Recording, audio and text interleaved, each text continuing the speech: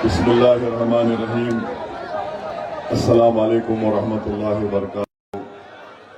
मुअज़्ज़िज़ हाज़रीन इकराम, बुज़ुर्गान कौम और मिल्लत, इज़्ज़तदार माँ और बहनों, गयूर नौजवान साथियों, मैं आप तमाम का दिल की गहराइयों से शुक्रिया अदा करता हूँ कि आपने अपना कीमती वक्त निकाल कर आज परभनी के इस बल्दिया इंतखाबात की इंतखाबी जलसे में आपने शिरकत की और ऐसे वक्त में इतनी बड़ी तादाद में आप लोगों का यहाँ पर जमा होना यकीनन हमारे हौसलों को बुलंद भी करता है और परभनी की आवाम को एक पैगाम देता है कि 15 तारीख के दिन इंशाअल्लाह ताला मजलिस इत्तेहादुल मुस्लिमीन के जो उम्मीदवार मैदान में है 18 उम्मीदवार हैं। आप उन तमाम को अपनी दुआओं से और अपने वोटों से कामयाबी से हमकिनार करेंगे इंशाअल्लाह ताला। शहनशीन पर मौजूद सदर परभनी ज़िला मजलिस इत्तेहादुल मुस्लिमीन मोहम्मद गौस ज़ैन साहब, शेख मखदूम बिल्डर साहब, मोहम्मद मिनहाज अंसारी साहब, हाफिज मुंतजिब साहब, शेख अब्दुल्ला साहब, मौलाना शकील साहब, हाफिज अरबाज साहब, हैदराबाद के रुकन असम्बली मोहतरम जनाब मुबीन साहब और उनके साथ हैदराबाद से तशरीफ़ लाए तमाम मजलिस के मुअज़्ज़िज़ अरकान, मजलिस इत्तेहादुल मुस्लिमीन के प्रभाग 11 के 4 पैनल के उम्मीदवार मोहतरमा आलिया अंजुम मोहम्मद गौस, शेख इमरान ज़ैन साहब, सैयद मतीन मोहसिन साहब, मोहतरमा समीना नाज रेहान खान। प्रभाग नंबर 2 के 4 पैनल के उम्मीदवार शेख मोहसिन शेख मूसा, सोफिया बेगम साहिबा जो बहू हैं बाबू जावेद भाई की, शेख हबीबा शेख मोहतरमा शेख हबीबा शेख खदीर जो वालदा हैं शकील केजरीवाल की, मोहतरम जनाब शाहनवाज खान, मोहतरमा आमिना बी शेख नबी साहिबा। वार्ड नंबर 9 से मजलिस के उम्मीदवार सैयद सबाउद्दीन सैयद अलाउद्दीन। प्रभाग नंबर 12 से मजलिस के उम्मीदवार सैयद मुजम्मिल सैयद इस्माइल। प्रभाग नंबर 12 से मोहतरमा जाकिरा बी शेर खां साहिबा जो वालदा हैं सिराज भाई की। प्रभाग नंबर 13 से शेख मुस्तकीम अब्दुल कुद्दूस। प्रभाग नंबर 14 से मुदस्सिर अंसारी साहब। प्रभाग नंबर 14 से शेख सुलेमान शेख अब्दुल्ला साहब। प्रभाग नंबर 14 से मोहतरमा रफ़िया बेगम गुलाब खान जो वालिदा हैं मुजम्मिल खान साहब की।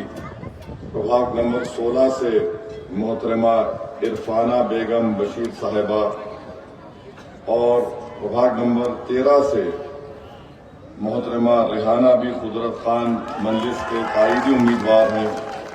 इनका एक का निशान रोड रोलर है। माबाकी तमाम मजलिस के जो 17 उम्मीदवार हैं, प्रभाग नंबर 11 में 4 वोट डालना है आपको पतंग के निशान पर। प्रभाग नंबर 2 पे आपको 4 वोट डालना है पतंग के निशान पर इंशाअल्लाह। प्रभाग नंबर 12 में मजलिस के 2 उम्मीदवार हैं, पतंग के निशान पर आपको बटन लगाना है। प्रभाग नंबर 14 में 3 उम्मीदवार हैं, पतंग के निशान पर बटन लगाना है। और फिर प्रभाग नंबर 9, 12 और 16 में मजलिस के उम्मीदवार हैं, जहां पतंग का निशान दिखेगा और बटन दबाइए। और प्रभाग नंबर 13 में एक मोहतरमा रेहाना भी खुद और दूसरी शिवसेना है, बीजेपी है और सीटी भी है और आटो भी है। तो कितने लोग हो गए? एक बीजेपी हो गई, दो शिवसेना हो गए, एक राष्ट्रवादी हो गई, एक कांग्रेस हो गई, एक सीटी हो गया और एक आटो हो गया। कितने हो गए? 7। ये 7 मिलकर एक मर्द से मुकाबला करने आ रहे। समझे आप? समझे नहीं समझे? फिर समझाता हूं। एक उद्धव ठाकरे, एक शिंदे, एक अजीत पवार, एक मोदी, एक कांग्रेस, एक आटो, एक सीटी, और पूरे ये समझ रहे कि 7 शेर को घेर लिए तो कुछ होता। देखो, शेर शेर ही होता। और तारीख हमेशा गवाह है कि जब कभी भी फसादात होते, पूरे एक होके हमला करते। तारीख गवाह है कि जब कभी भी नाजुक वक्त आता, सब एक हो जाते, हमको अकेला छोड़ देते। तारीख गवाह है परभनी की कि डेवलपमेंट अगर हुआ तो मुस्लिम और दलित इलाके में नहीं हुआ, क्योंकि हम एक नहीं हुए, वो एक हो गए। याद रखो आप मेरी इस बात को, क्योंकि ये लोग जानते हैं गुत्ता का है, गुत्ता का है। अच्छा, हैरत अंगेज बात यह है कि सीटी और आटो, एक आटो में बैठ के सीटी बजा रहा, एक हाथ से पकड़ के सीटी बजा रहा, एक कमल को हाथ में पकड़ के ऑटो चला रहा, और एक घड़ी पहन के सीटी बजा रहा, और एक मशाल लगा के भी ऑटो और सीटी के साथ है। तो अच्छा, ये जो दोनों हैं, सीटी और ऑटो, ये मुस्लिम बाहुल इलाकों में सीटी बजाने के लिए और ऑटो का मीटर डाल के चलाने के लिए उम्मीदवार खड़ा किए। मैं पूछना चाह रहा हूं बोडेकर साहब से और गुप्ता साहब से, भाई साहब, ये प्रभाग नंबर 15, 4, 5, 1, 9 में ना तुम सीटी बजा रहे ना ऑटो चला रहे। आप देख लो, प्रभाग नंबर 15, 4, 5, 1, 9 में ना ऑटो है ना सीटी है, मगर मेरे घर के सामने सब आके नाच रहे, पूरे आ रहे हैं, ऐसी मोहब्बत का इजहार कर रहे हैं कि हमारे मरहूम वालिद बोलते थे कि मां से बढ़ के चाहिए पापा कुटनी कहलाए। बड़ी मोहब्बत के दावे कर रहे हैं। तो मेरी आपसे अपील है, ये सब मिलके आ रहे ताकि मुस्लिम और दलित इलाकों को हमेशा के लिए नजरअंदाज करके रख दिया जाए। यहां पर कोई डेवलपमेंट का काम नहीं होना। हाँ, बोडेकर और गुप्ता साहब के साथ एक और नाम भूल गया मैं, वारपुटकर का साहब, वारपुटकर साहब। ओहो,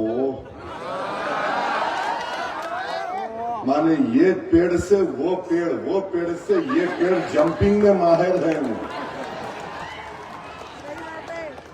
यहां से इधर कूदते, उधर से इधर कूदते। बड़े लोग बोलते थे, मियाँ अब तुम छोड़ो, अब बड़े हो गए, दीवाना कूदना छोड़ो। इन्होंने दीवाना ही कूद रहे हैं, इधर से उधर, उधर से इधर, जहां दिखी हरी वहां चरी। ये इनका मामला है।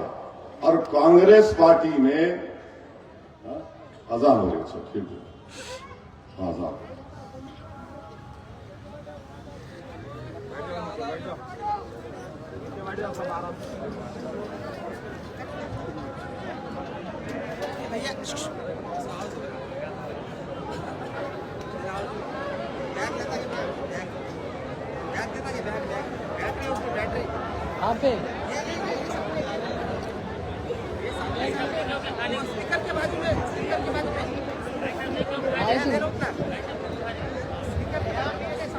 बैग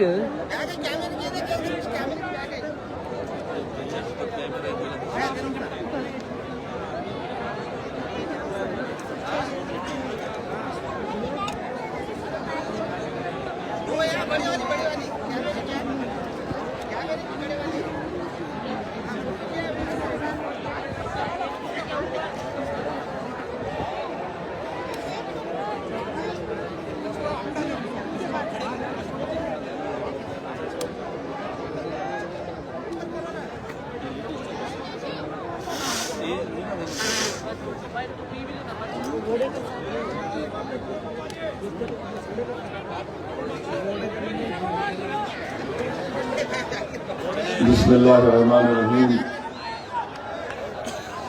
मुझे अभी गौस जैन साहब बताएं कि साहब आप कब तश्तरी को भूल गए। वार्ड नंबर 14 में मोदी की चाय पिलाने के लिए इन्हों कब तश्तरी लेके आए। तो याद रखिए, कब तश्तरी, सीटी, आटो, घड़ी, हाथ, कमल का फूल, मशाल, तीर कमान, 8 लोग आ गए और पूरों का मकसद एक ही है कि आपकी आवाज, आपके इत्तेहाद के दुश्मन है ये 8 लोग, आपके वार्ड के तरक्की और विकास के दुश्मन रहे ये लोग, ये मुसलमानों का मुखद्दर बेरोजगारी बना के रख दिए, आसिफ पठान की जमीन पर किसी और की इबादत गाह को नगोडा में तामीर कर रहे हैं, मस्जिदों पर मसले बनाकर खड़ा कर रहे हैं। मेरी आपसे अदबन गुजारिश है कि 15 तारीख के दिन आप लोग एक सीसा पिलाई हुई दीवार की तरह मुत्तहिद होकर पतंग के निशान पर बटन दबाकर इन तमाम ताकतों को, जो आपकी मजहबी तशख्खुस के दुश्मन है, जो आपके मस्जिदों के दुश्मन है, जो आपके हिजाब की मुखालिफत करते हैं, जो आपके बच्चों को तालीम याफ्ता देखना नहीं चाहते, जो आपके नौजवानों को रोजगार नहीं देना चाहते बल्कि उनको ड्रग्स की रास्ते पर डाल चुके हैं, मेरी आप सदवन गुजारिश है कि आप अपना एक एक कीमती वोट मजलिस इत्तेहादुल मुस्लिमीन के हक में इस्तेमाल करिए। और मैं जानता हूं कि बाबा जानी साहब भी डबल रोल अदा कर रहे हैं। बाबा जानी साहब जो है बुडेकर साहब के साथ भी है और वारपुटकर साहब के साथ भी है। मैं जानता हूं कि कोऑपरेटिव बैंक में दोनों तीनों भाई मिलके साथ साथ थे, तो इन पे भी नजर रखिए। और जितने कांग्रेस के उम्मीदवार हैं पूरे के पूरे अगर खुदा ना खास्ता जीत जाएंगे, ये लोग बीजेपी, शिवसेना, अजीत पवार जो मिलकर महाराष्ट्र में सरकार चला रहे हैं उनकी तायीद करेंगे। तो अगर आप अपने 18 कैंडिडेट को जिताएंगे, और ये यकीनन मुमकिन है, ये नामुमकिनात में से नहीं है, ये मुमकिन है और मुझे यकीन है कि आप अपना एक एक वोट का सही इस्तेमाल करेंगे। अगर आप इन 8 ताकतों के साजिश का शिकार हो जाएंगे खुदा ना खास्ता, तो आपका वोट जाये हो जाएगा। याद रखिए, अपने वोट को जाये होने से बचाइए। मुत्तहिदा तौर पर मजलिस इत्तेहादुल मुस्लिमीन के हक में अपना वोट दीजिए।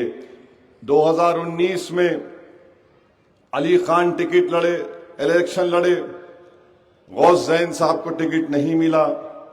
8 दिन नहीं हुए इलेक्शन खत्म होके उन्होंने कुलाटी मार दिए, एनसीपी में चले गए। अब वार्ड नंबर 2 से राष्ट्रवादी कांग्रेस अजीत पवार गुट से लड़ रहे हैं। आप जानते हैं वार्ड नंबर 11 में बाई इलेक्शन हुआ, अब्दुल जावेद साहब को हम तायीद करें, वो जीते। जीतते ही 8 दिन के अंदर उन्होंने आवाम के भरोसे को तोड़कर, धोखा देकर राष्ट्रवादी में जाकर अजीत पवार के हाथ के ऊपर बैत लेके उनके मुरीद हो गए। तो ये अजीत पवार क्या है? आप जानते हैं कि हमारे मुल्क में नरेंद्र मोदी की सरकार ने, जिसमें अजीत पवार भी शामिल है, शिंदे भी शामिल है, चंद्राबाबू नायडू, कुमारा स्वामी, नीतीश कुमार, चिराग पासवान, कुमारा स्वामी, जयंत चौधरी, कुशवाहा, ये सब मिलकर बाबा साहिब अम्बेडकर के बनाए हुए संविधान के खिलाफ एक ऐसा कानून बनाया है जिसके जरिए से मस्जिद को आपसे छीनी जा सकती है, जिसके जरिए से कब्रिस्तान को बंद कर दिया जा सकता है, जिसके जरिए से ईदगाह और दरगाहों पर कब्जा किया जा सकता है, जिसके जरिए से ये कानून ये कहता है कि मुसलमानों के जो वक्फ बोर्ड क्या है, मुसलमानों के लिए एक इबादत गाह की तरह है। जैसा हमारे हिंदू भाइयों के मंदिर हैं, उसमें कोई गैर हिंदू मेंबर नहीं बन सकता। तो नरेंद्र मोदी ने कह दिया कि नहीं, मुसलमानों के धर्म संस्थाओं में हम गैर मुस्लिम को मेंबर बनाएंगे। आप सोचिए, अगर परभनी की डिस्ट्रिक्ट वक्फ कमेटी बनेगी या किसी मस्जिद की कमेटी बनेगी, तो महाराष्ट्र वक्फ बोर्ड, क्योंकि अब इलेक्शन नहीं है वक्फ बोर्ड में, एमएलए, एमपी, बार काउंसिल का, मुतवल्ली का खत्म, नॉमिनेशन होगा, यानी नामजद करेंगे। और ऐसे लोगों को नामजद करेंगे कि अगर उनको बोल दिया जाए कि देखो खड़ी धूप है, 40 डिग्री का टेम्परेचर है, मगर तुम कहना रात है और बड़ी सर्दी हो रही, तो बोलेंगे यस, हम बोलेंगे। इसीलिए आपसे कह रहा हूं कि ऐसा काले कानून बनाने में अजीत पवार की पार्टी ने नरेंद्र मोदी का साथ दिया, जिसके दिल में वक्फ की जायदाद की तकलीफ होगी, फिक्र होगी। और मुझे यकीन है कि आज भी हम में मिली हमियत हमारी जिंदा है। और महाराष्ट्र में एक बहुत बड़ा इलेक्शन हो रहा है। ये ऐसे काले कानून के बनने के बाद अगर आप ऐसे वक्त में अपनी नाराजगी का इजहार अपने वोट से नहीं करेंगे, तो फिर ये मस्जिदों को अगर अल्लाह जबान देगा तो वो पुकार पुकार कर तुमसे कहेगी कि जब वक्त आया अपनी नाराजगी का इजहार करने के लिए, तुम खामोश बैठ गए या तुमने जालिमों का साथ दिया। मेरे अजीज दोस्तों, मेरे बुजुर्गों, मेरी इज्जतदार माँ और बहनों, मस्जिद आपकी और हमारी है। इसका तहफ़्फ़ुज़ सिर्फ उसको आबाद रखने से नहीं, बल्कि उसका तहफ़्फ़ुज़ ये भी होता है कि अगर कोई उसके लिए बुरी नजर देख रहा है तो हम पहले से उसका तहफ़्फ़ुज़ करना शुरू कर दें। और जमहूरियत में, लोकशाही में बेहतरीन तरीका अपने वोट का इस्तेमाल है। वोट का इस्तेमाल करिए और पैगाम दीजिए दिल्ली के उस बादशाह जिसका नाम मोदी है कि तुमने काला कानून बनाया अजीत पवार के साथ मिलकर, हम तुम्हारा साथ नहीं देंगे।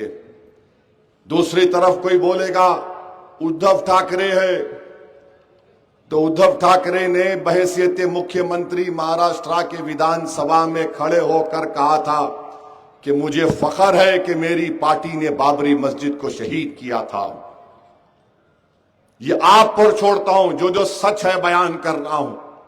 वोट डालना आपका काम है। मैं तो एक दीवाने की तरह हर जगह बोलता हूं, बदनाम हो जाता हूं। लोग मुझ पर उंगलियां उठाते हैं, लोग क्या क्या बोलते हैं, मगर मेरा काम, मेरी जिम्मेदारी निभाना है, हम निभा रहे हैं। क्योंकि कल के दिन को ये ना बोले कि हमको कोई आके नहीं बोला। मैं बोल रहा हूं आपके सामने। उद्धव ठाकरे के साथ उनका भाई आ गया, क्या उसने नहीं कहा था कि अज़ान बंद करनी चाहिए? आपने याद है, ये नहीं मालूम मुझे, याद अगर है, देखिए पार्लियामेंट का इलेक्शन हुआ, आपने किसको वोट दिया? इसलिए उसको वोट दिया क्योंकि आपके पास कोई ऑप्शन नहीं था, मुतबादिल नहीं था। आपने देखा कि किसमें जहर कम है, मगर याद रखिए जहर सब में बराबर है। जहर सब में बराबर है, कोई कम ज्यादा का सवाल नहीं है। इन्हों सत्ता में है, उनकी पार्टी की तोड़े बोल के उन्होंने जरा खामोश बैठे हुए हैं, वरना जब सत्ता में थे तो क्या क्या जहर अफशानी करते थे वो दुनिया जानती है। तीसरी जानिब कांग्रेस है। कांग्रेस पार्टी आए दिन मुझको गालियां देती है, मुझे कोई फर्क नहीं पड़ता। इज्जत देने वाला मेरा अल्लाह है और अल्लाह ही इज्जत देता रहेगा। मगर बताना यह है कि सुप्रीम कोर्ट में एक 8 दिन 6 दिन पहले 5.5 साल के बाद सुप्रीम कोर्ट ने बाज लोगों को जमानत दी, 2 नौजवानों को जमानत नहीं दी। मैं किसी कांग्रेस के नेता का तबसरा पढ़ रहा था कि उन्होंने कहा कि बहुत तकलीफ है, 5.5-6 साल हो गए। मैं कांग्रेस पार्टी से पूछना चाह रहा हूं, आप मुझे गाली दो, आपके पास ब्लैंक चेक है, कोई फर्क नहीं पड़ता। अब मेरी शादी भी नहीं हो सकती, मेरे बच्चों की शादियां हो रहे, क्या नवासियां हैं मेरे को, कोई फर्क दो, गाली दो। उन्होंने कांग्रेस जो बेल नहीं मिली इन लोगों को, उसकी वजह क्या सुप्रीम कोर्ट ने दिखाई। सुप्रीम कोर्ट ने अपने बेल डिनायल ऑर्डर में कहा कि सेक्शन 15A ऑफ यूएपीए के तहत बाय एनी अदर मींस का जिक्र करके उन दोनों की बेल रिजेक्ट कर दी। अब सेक्शन 15A जो बनाया गया था, किसने बनाया आपको मालूम? कितनों को नहीं मालूम, हाथ उठाओ। तकरीबन लोगों को नहीं मालूम। 2008 में मनमोहन सिंह साहब वजीर आजम थे, चिदम्बरम वजीर दाखिला गृह मंत्री थे, उन्होंने एक कानून लाया था, सेक्शन 15A कांग्रेस पार्टी ने लाया था और दहशतगर्दी को डिफाइन किया ने। क्या दहशतगर्दी हो सकती है? दहशतगर्दी हम एक नमाज के लिए, अज़ान के लिए रुक गए, मैं जारी रखता हूं। दहशतगर्दी का डेफिनेशन उन्होंने ये दिया कि एनी अदर मीन्स, यानी कोई भी तरीका। अब कोई भी तरीका का मतलब क्या है? मैं लिख दूंगा कोई भी तरीके में डालो इनको, और वही उसी को सेक्शन 15A को जब मैं खड़े होकर ठहरना है, कंटिन्यूस हो करेंगे ना।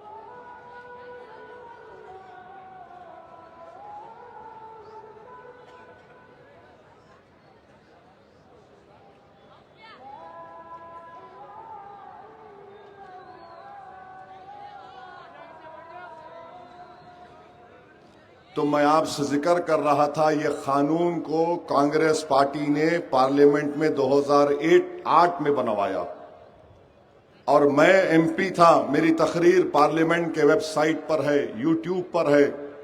मैं इसी का हवाला देकर 15A का हवाला देकर कहा था कि इसका इस्तेमाल मुसलमान, दलित, आदिवासियों पर होगा। बल्कि एक मशहूर राइटर है अरुंधति राय का मैंने जिक्र किया कि वो भी पकड़ी जाएगी। 180 दिन का डिटेंशन उसमें है, पुलिस को इख्तियार हासिल है। 30 दिन, 60 दिन, 90 दिन नहीं, 180 दिन। आप बताओ, दुनिया में कोई, रशिया में भी नहीं है 180 दिन का डिटेंशन, न अमेरिका में के पेट्रियट एक्ट में है। यह कांग्रेस पार्टी ने बनाया। अब बोलो कांग्रेस पार्टी वाले, बाबा जाने तो खैर नहीं बोलेंगे, आप बताओ फिर किसके ऊपर इस्तेमाल हो रहा है? ये जिंदगियां बर्बाद किसकी हो रही हैं? वो बच्चा 2 मरतबा निकला, 1 मरतबा अपनी बहन की शादी में जाना है। बताइए क्या है ये? फिर ये मैं एमपी था, मैं खड़े होकर मुखालिफत करा उसकी, और आज जो लोग मेरी तकरीर सुनकर कई वकील सुप्रीम कोर्ट के दिल्ली के फोन करके बोले असदुद्दीन ओवैसी आपने 2008 में बात कही थी, मैंने कहा शुक्रिया, कम से कम आपकी आंख इतने साल के बाद खुली। आप समझ रहे थे कि एक शेरवानी पहनने वाला जिस्म, चेहरे पे दाढ़ी, सर पे टोपी है तो खाली उन्हें जज्बाती बात कर सकता है। अल्लाह ने मुझे तालीम दिलाई, अल्हम्दुलिल्लाह। थोड़ा बहुत कानून जानता हूं, मुझे मालूम था कि इसका इस्तेमाल किस पे होगा। चिदम्बरम क्या बोले? नहीं, केस डायरी देख के होगा। अरे केस डायरी तो पुलिस वाला लिखेगा ना।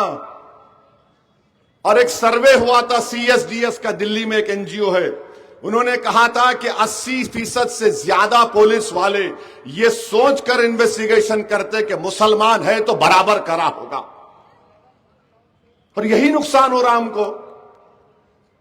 फिर बंबई में, मुंबई में ट्रेन ब्लास्ट हुआ, कांग्रेस की हुकूमत थी, उनका मुख्यमंत्री RR पाटिल राष्ट्रवादी के, 185 भारत के नागरिक मारे गए,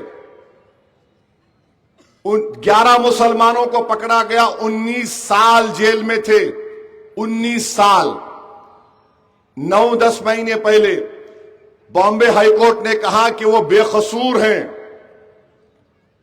11 बच्चे 19 साल के बाद जेल से निकलकर पूछ रहे हमारा कसूर क्या है, बताओ कांग्रेस पार्टी। मरने वाले 180 लोग जो बम ब्लास्ट में मरे, वो पूछ रहे हैं बताओ अजीत पवार, बताओ कांग्रेस पार्टी वालों, हमारे अजीजों को किसने मारा था। ये 11 जो मुसलमान पकड़े गए, इनका नाम, चंद नाम लिख के रखा, बोलता हूं। सज्जाद अंसारी जब जेल को गए, बीवी हामिला थी, वो बयान दिए मीडिया को कि मैं जेल में था, मुझे बेटी पैदा हुई। जब बेटी थोड़ा बड़ी तो मैं उसको या तो कोर्ट में देखता था या जेल के सलाखों के पीछे से उसको देखता था। सोचो आप, अल्लाह ने हम तमाम को औलाद दी। एक बाप मैं भी हूं, आप भी होंगे। अगर तुम जेल में होगे और तुम अपनी औलाद को नहीं देख सकोगे, वो खुशी भी नहीं मिली सज्जाद अंसारी को। एक कमाल अंसारी मधुबनी बिहार के, मुंबई में नहीं थे, पकड़ कर लेकर गए। कोविड में इंतकाल हो गया, बेचारे को मौका भी नहीं मिला कि जिंदगी में उसको मालूम हो जाता कि वो बेकसूर है। आसिफ खान 32 साल के थे, उसकी बेटी जलगांव में, उनकी बीवी कह रहे कि मेरी बेटी की निस्बत नहीं होती थी, शादी का रिश्ता जाता तो लोग बोलते इसका बाप दहशतगर्द है, जेल में है। नवीद हुसैन खान, मोहम्मद अली शिवाजी नगर मुंबई में, वो कह रहा है कि मेरी खोली 120 स्क्वायर फीट की थी। कांग्रेस की सरकार ने चार्जशीट में लिख दिया कि 120 स्क्वायर फीट में 12 दहशतगर्द मीटिंग करते थे। अरे वहां 4 लोग नहीं खड़े रह सकते। 19 साल बर्बाद हो गए मोहम्मद अली के। बोलो कांग्रेस पार्टी इसका जिम्मेदार मैं हूं, बोलो बी टीम जिम्मेदार है, बोलो तुम। अरे तुम्हारे जुल्म की दास्तान पंडित नेहरू से शुरू करके मनमोहन सिंह तक खत्म करने को मैं तैयार हूं। तुम कोई वक्त बता दो मेरे को, 10 मिनट दो, तुमको चुल्लू भर पानी में डूब मरना पड़ेगा, तुम्हारी ऐसी दास्तान है। मेरे अजीज दोस्तों और बुजुर्गों, ये और हमको गाली देते तो किसी शायर ने अच्छा कहा था, अच्छा हाँ 2019 में अमित शाह फिर यूएपीए कानून को तरमीम करे। वो कानून ये बोलता कि एनआईए का कोई इंस्पेक्टर दिल्ली में बैठकर किसी परभनी के किसी बच्चे को टेररिस्ट घोषित कर सकता है। एनआईए का, कोर्ट की सजा की भी जरूरत नहीं है, उन्हें नोटिफिकेशन निकाल सकता है टेररिस्ट है। उसकी मुखालिफत मैं किया। मैं इम्तियाज जलील दोनों थे। 2019 के चुनाव के फौरन बाद जो पार्लियामेंट का सेशन हुआ, अमित शाह कानून लेकर आए। आपको मालूम कौन साथ दिया? बीजेपी का, कांग्रेस पार्टी। वोट डाली, मोदी के इस काले कानून के साथ वोट डाले। मैं इम्तियाज जलील, वो जो तरमीमात थे उसके खिलाफ हमने नोटिस दी और स्पीकर बोलते थे ओवैसी तुम्हारी तरमीम मूव कर रहे। मैं कहता था हां सर मूव कर रहा हूं। मेरा मकसद यह था कि सेकुलर पार्टियों को बेनकाब करूं दुनिया के सामने, जो आकर मुसलमानों के दरमियान में बोलते कि हम बड़े सेकुलर हैं। हमारी बर्बादी की दास्तान ये लोग लिखते हैं। नौजवानों को जेलों में डालकर सड़ाने का कानून ये लोग बनाते और फिर तायीद भी करते मोदी अमित शाह की। और जब चुनाव आता तो ओवैसी बी टीम हो जाता। मैं तमाम तरमीमात पर अपोज किया, मुखालिफत किया। स्पीकर ओम बिरला साहब थे, आज भी हैं। उन्होंने हंसते हुए कहा ओवैसी तुम ये भी तरमीम को मूव करोगे? मैंने कहा हां सर। तो मुस्कुराकर ओम बिरला साहब ने कहा रे तुम तो दो लोग हो ना। तो अल्लाह ने मेरे दिमाग में डाला कि बोल गुनाहगार, तेरा रब है, तेरा रब देख रहा है। मेरे अजीज दोस्तों और बुजुर्गों, आप सोच सकते हैं मैं 2008 में मेरी क्या कैफियत होगी, 2019 में मेरी क्या कैफियत होगी। मैं जहां देख रहा था कि तबाही और बर्बादी का कानून बन रहा है मेरे लिए, मेरे बच्चों के लिए, मगर हमारी कौम ऐसी है, नए जज्बात में आ जाते। मेरे भाई याद रखो, अगर तुम होश में नहीं आओगे तो फिर जैसा इस मासूम बच्चे ने कहा, कुरान की आयत की तिलावत करके कहा कि अल्लाह उन्हीं को बदलता है जिसके दिलों में बदलने की तमन्ना है। आप नहीं बदलेंगे तो फिर कौन आएगा? फरिश्ते नहीं आएंगे बदलने के लिए, आपको बदलना पड़ेगा अपने आप को। जब फरिश्ते आएंगे तो रूह कब्ज करने के लिए आएंगे। मेरे भाई वक्त है अभी भी आपके पास। इसीलिए किसी शायर ने अच्छा कहा था, ये जबर भी देखा है तारीख की नजरों ने, लम्हों ने खता की सदियों ने सजा पाई। हमने लम्हों में खता की, सदियों की सजा हमारे बच्चों को मिल रही है। तो कांग्रेस पार्टी फिर बोलती नहीं बिहार को गए। अरे जालिमों, मैं लिख कर दिया था कि मेरे को 5 सीट दे दो। 5 साल पहले हम 5 एमएलए जीते तो 4 को लेके चले गए। उसके बावजूद भी बोला कि बीजेपी को हराएंगे, मेरे को 5 दे दो। सब बोले इन्हें क्या है, इन्हें काली तकरीर करता, लोग इसको सुनने को आते, उसके बाद लोग जाके भूल जाते। मैंने कहा ठीक है आपकी सोच होगी, मगर अब का जो नौजवान है 18 साल से 35 साल का नौजवान है, वो तय कर लिया, वो जान चुका है, चाहे कांग्रेस हो, बीजेपी हो, उद्धव ठाकरे हो, अजीत पवार हो, ये सब एक है, कुछ फर्क नहीं है, एक है। मजलिस ने हम लिख के दिए नहीं दिए। मैंने तकरीर में कहा था बिहार में तुमने मेरे 4 तोड़े ना, मैं 4 का बदला 24 से लूंगा, और अल्लाह ने उसको पूरा किया। हम 5 जीते, 29 लड़के 5 जीते, 2 सीटों पर दूसरे नंबर पर आए। 1 सीट पर बलरामपुर से आदिल हसन, अल्लाह उसको दोबारा कामयाब करेगा, 80,000 वोट लेके 350 वोट से हार गया। और ये गठबंधन का उम्मीदवार 70,000 वोट लिया। मैं नहीं रोया। ठाकुरगंज से हम 80,000 वोट लेकर 7,000 वोट से हारे, और 14 जगह पर तीसरे नंबर पर आए। 14,000 से लेकर 35,000 मंजलिस को वोट मिले। कांग्रेस पार्टी 60 पे लड़ी। कितने सीट पर? 60। जीती कितनी? 6। माबाकी 54 पर कौन जीते? मैं जीता। तुम्हारे गुण, तुम्हारे, वो क्या शायर ने अच्छा कहा था, याद नहीं आ रहा शेर, मंजर भोपाली का शेर है एक, माने आपके हर ऐब हुनर नजर आता है आपको, और हमारा लड़ना आपको गुनाह नजर आता। मैं क्यों लड़ रहा हूं? मेरी जात के लिए नहीं, खुदा ना खास्ता कभी नहीं। मैं यही चाहता हूं कि जिंदगी जो अल्लाह ने मुझे दी, इतने नेमतों से अल्लाह ने मंजलिस के जिम्मेदारों को नवाजा, हम यही चाहते हैं कि हमारी उस काबिलियत से जो परवरदिगार अल्लाह ने हमको दी, हम गरीबों को उनका मुकाम दिलाएंगे, उनका हक दिलाएंगे, मुसलमानों की लीडरशिप पैदा करेंगे, ताकि जब हमारी आंख बंद हो जाएगी तो कम से कम हम ये गम लेकर तो नहीं जाएंगे कि हम तो जिंदगी में अपने सामने लीडर्स को नहीं पैदा करे जो जालिमों से मुकाबला कर सके। मैं अल्लाह से यही दुआ करता हूं कि अल्लाह खातिमा ईमान पे रहो और ऐसा खातिमा हो कि तू मेरी रूह कब्ज करने से पहले मेरे सामने पूरे भारत के मुसलमानों की एक सियासी क़यादत को बना दे। बस ये हमारा ख्वाब है और कुछ नहीं है। इंशाअल्लाह ताला मंत्री संतरी बनने का कभी शौक था ना कभी रहेगा इंशाअल्लाह ताला, क्योंकि अल्लाह ने बहुत इज्जतों से नवाजा। नहीं जानने वाला भी मेरे को जानता है। दुश्मनों के सामने से चले गए तो खड़े होकर गाली देना शुरू कर देते। इससे बढ़ के इज्जत और क्या होना आपको कि दुश्मन के सामने से गए तो खड़े होकर उन्हें दांता पीसना शुरू कर देता। उसकी अम्मा को, उसकी बीवी को, बाप को देखा तो नहीं बोलता, मेरे को देख के बोलता। मेरे को देख के उन्हें खुदा का नारा लगाता। एक 5 स्टार होटल में खाना खा के निकल रहा था मैं, एक वहां मीटिंग थी। अब देख के मेरे को नारा लगा रहे, खुदा का नारा लगा रहे। मैं रुक गया। ये 10-15 ही थे, डॉक्टर्स थे ये।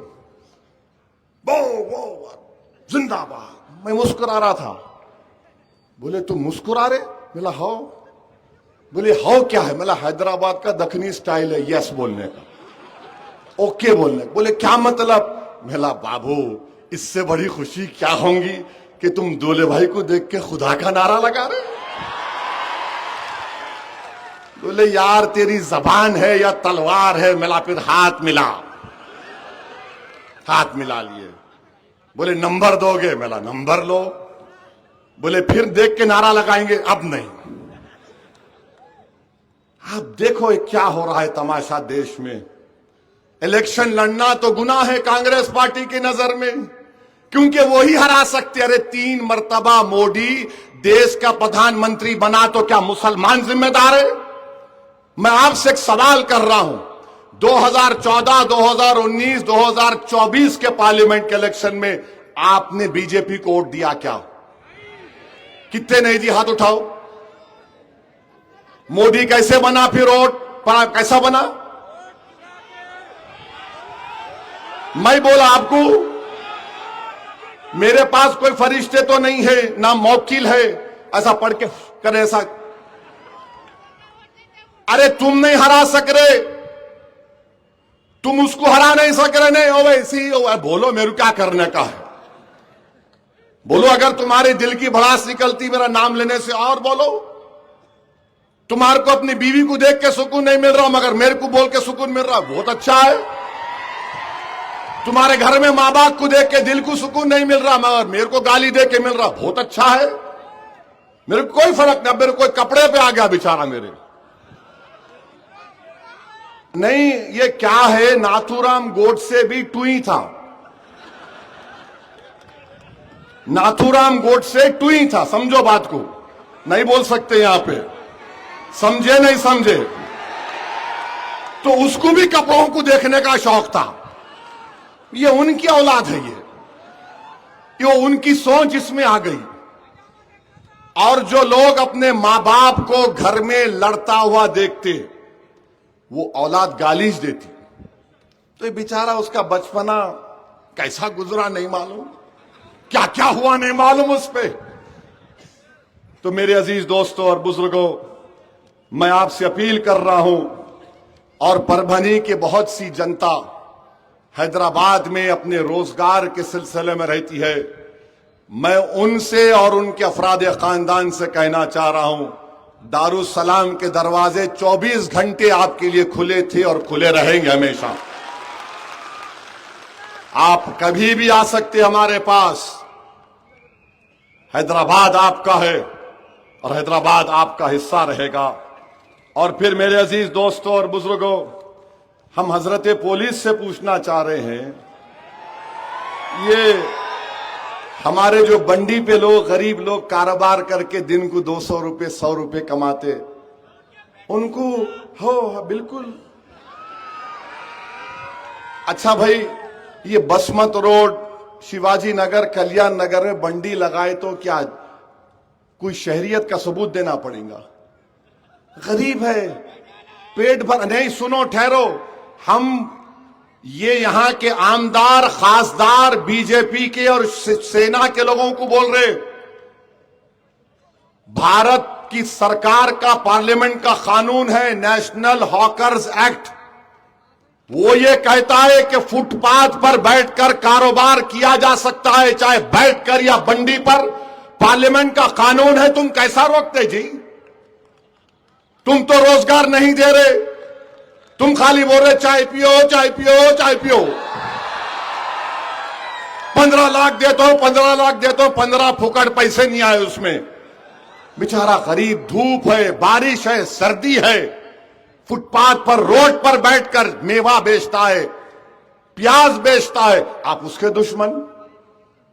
आप मजलिस के 17-18 कारपोरेटर को कामयाब करो, उन गरीब ठेला बंडी वालों के साथ मजलिस खड़ी हुई है और खड़ी रहेगी। 1960 में जब मजलिस ने पहला इलेक्शन लड़ा हैदराबाद से, तो सालारे मिल्लत जब पहला बल्दिया का इलेक्शन जीते, तो मजलिस के दुश्मनों ने कहा था, अरे ये तो ठेला बंडी और रिक्शा वालों की जमात है। तो सालार ने कहा कि हां, यकीनन मुझे फख्र है ऐसे लोगों पर जिनके दिलों में धड़कता हुआ दिल है, जिनकी सोच में तड़प है कौम और मिल्लत की। जो लोग आलीशान बंगलों में रहते थे उस जमाने में, उनमें तो कुछ नहीं है। यकीनन मजलिस निकली ठेला बंडी और रिक्शे वालों के वजूद से। हमको फख्र है उन पर। क्या भारत में गरीब होना जुर्म बना दिया गया है? अरे पोलिंग के दिन वोट डालने वाले तो गरीब होते हैं ना, चाहे किसी समुदाय का हो। तो इंशाअल्लाह आप कामयाब करिए। और फिर मैं आपको यह भी बताना चाह रहा हूं कि ड्रग्स का बहुत बड़ा मसला है। हम कलेक्टर साहब से, एसपी साहब से बोल रहे कि खत्म करो, ये देश को दीमक की तरह खा रहे हैं। ड्रग्स का ताल्लुक टेररिज्म से है, समझो। ड्रग्स का ताल्लुक टेररिज्म से है। कौन है ये ड्रग्स बेचने वाले? क्यों नहीं पकड़ते इनको आप? अरे पकड़ो ना इन जालिमों को जो पूरे परभनी के नौजवान बच्चों की जिंदगियों को बर्बाद कर रहे हैं, मगर ड्रग्स के कारोबार में मुलविस हैं। और उन 8 लोगों के उम्मीदवार भी हैं, उसमें आप जानते होंगे नामों को। मैं नाम नहीं बोलना चाह रहा हूं, नहीं तो उनको दबा के चढ़ जाएंगी रात में, अम्मा हम ही चूस लो खा लो बोल के। बोलूंगा एक दिन इंशाअल्लाह तुम्हारा नाम।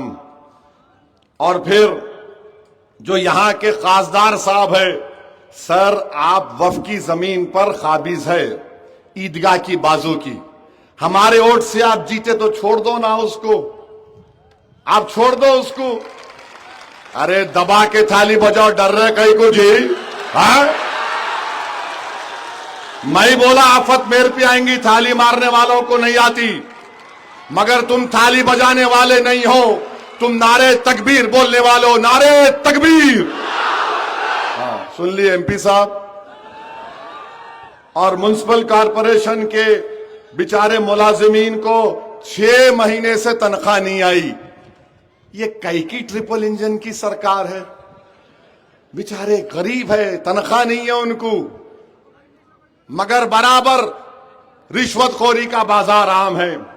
मजलिस को आप कामयाब करिए, जन्म पत्र जारी होगा इंशाअल्लाह ताला, मृत्यु पत्र जारी होगा। एक बीजेपी का रुकन आके बोलता तो आप रोक देते उसको। अरे भाई क्यों आप बांग्लादेश बांग्लादेश बोलते? मोदी की बहन दिल्ली में बैठी है, उसको निकाल के फेंको ना बांग्लादेश में। यहां पे कोई बांग्लादेशी नहीं है, ना रहेंगे। यहां पर भारत के अव्वल दर्जे के शहरी रहते हैं, जो मुसलमान भी हैं, हिंदू भी हैं, दलित भी हैं, ओबीसी भी हैं।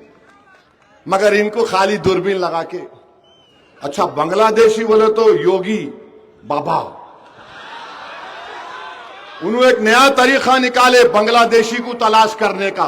क्या निकाले? उन्होंने अपनी पुलिस को बोले मुस्लिम इलाके में जाओ, जैसा यहां इलाके है, वहां जाकर एक 70-75 साल के बूढ़े को बुलाए, तुम बांग्लादेश के?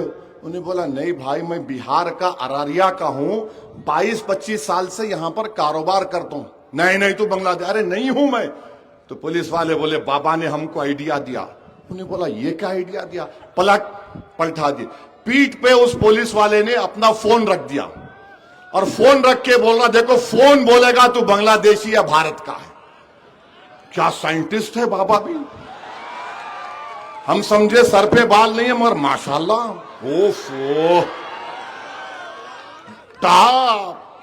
माने अब जरूरत ही नहीं है, मगर कोई ऐसा फोन तो इजाद करो जो भारत के गरीबों के पेट पर रखकर बोले कि कितना खाया, कब से भूखा है, बोल सको। तुम ऐसा फोन इजाद नहीं करे जो गरीबों के पेट पर रखकर बोल सके, मगर तुम किसी को बदनाम करना चाहते हो। तो मेरे अजीज दोस्तों और बुजुर्गों, मेरी आप तमाम लोगों से अपील है कि आप मजलिस इत्तेहादुल मुस्लिमीन के 18 उम्मीदवार को कामयाब करिए। करेंगे ना मेरे भाई? और जो नहीं आए उन तक जाकर मजलिस का पैगाम पहुंचाएंगे आप। याद रखिए, भारत की सियासत की एक तल्ख हकीकत याद रखो, जिस समाज के पास उसका नेता नहीं है उसकी कोई अहमियत और कीमत नहीं। जिस समाज का नेता होगा, अगर तुम ये समझ रहे आप है ना, नहीं मेरे भाई, मैं नेता नहीं, नेता बनाना चाहता हूं। मैं मरने से पहले मुझसे काबिल, मुझसे परहेजगार, मुझसे ज्यादा जियाले ऐसे 100-200 नौजवान लड़के और लड़कियों को देखना चाहता हूं जो इस मिल्लत मजलूमा की इस बोझ को संभाल सके। आपको यह काम करना है। करेंगे ना 15 तारीख के दिन? और ये जो लोग जो मेरी तकरीर पे 15 मिनट पे बहुत मीडिया वाले लिखते थे, 15 मिनट बोले, 15 मिनट बोले। अरे कुदरत ने ऐसा इंतजाम किया है कि तुम 15 मिनट बोले तो कुदरत बोले 15 को इलेक्शन होगा। और कुदरत का निजाम देखो, इनको लामहाला पतंगी पिलाना है 14 के दिन, 15 के दिन। खैर कोई बात नहीं, अल्लाह आपके इस इत्तेहाद को मजबूत रखे। और मुझे उम्मीद है कि आप तमाम लोग मुत्तहदा अपने वोट का इस्तेमाल करेंगे। नारे तकबीर, नारे तकबीर, पतंग को वोट दो।